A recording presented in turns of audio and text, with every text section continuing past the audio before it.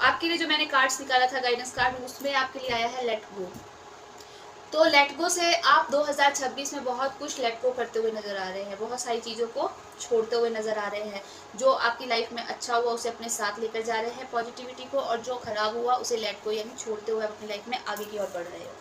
2025 में बहुत सारे मल्टीपल ऑप्शंस थे आपके पास, मतलब काफ़ी तरह के ऑप्शंस थे काम करने के लिए, या कुछ डिसाइड करना था तो उसके बीच में आप फंसे हुए थे कि कुछ करने के लिए, मतलब कुछ भी स्टार्टिंग करना था तो आपके पास बहुत सारे ऑप्शंस आपके आगे आ रहे थे और आपको डिसाइड करना था कि आपको करना क्या है।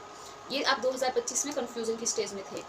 तो जब आपका ये कन्फ्यूजन की स्टेज क्लियर हुई तो आप द मैजिशियन की स्टेज में आए। आपको पता लगा कि आप जितने ग्राउंडेड है, यानी जितना आप धरती के साथ जुड़े हुए, उतने ही आप आसमान से आपका कनेक्शन है, आपका ऊपर वालों से भी उतना ही कनेक्शन है, और आपके हाथ में है कि आपको क्या करना है। आपने उस ऑप्शन का चयन किया और उसकी ओर आपने डिसीजन लेकर आप आगे बढ़े। आगे बढ़ते हुए आप मेहनत किया, आपने 2025 में काफ़ी अपने काम में मेहनत की। कहीं ना कहीं कुछ प्रॉब्लम्स आई जिसको आपने एंड का जिसे कहते हैं दर्द आपने झेला है 2025 में, जो कि आपकी सिचुएशन अच्छी भली चल रही थी, चलते चलते आपकी लाइफ में ऐसी कोई प्रॉब्लम आई, ऐसी कोई दिक्कत आई, ऐसी कोई चीज़ हुई आपके साथ में जिसमें एंडिंग वाला दर्द जिसे कहते हैं आपने वो झेला है।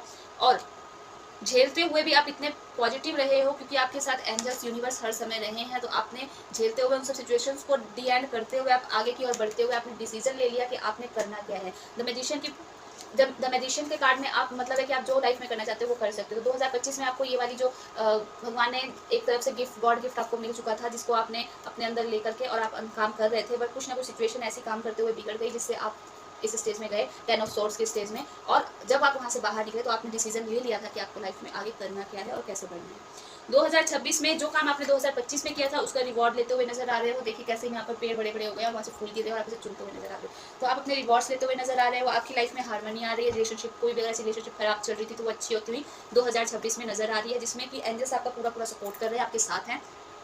क्रिएटिविटी से कार्ड से क्या कोई क्रिएटिविटी वाला काम कर रहे हो, कुछ क्रिएट कर रहे हो, कुछ ऐसा क्रिएट कर रहे हो जिससे कि दूसरों का भला हो रहा है। कहीं ना कहीं आप इस दुनिया को हीलिंग के रूप में हील कर रहे हो।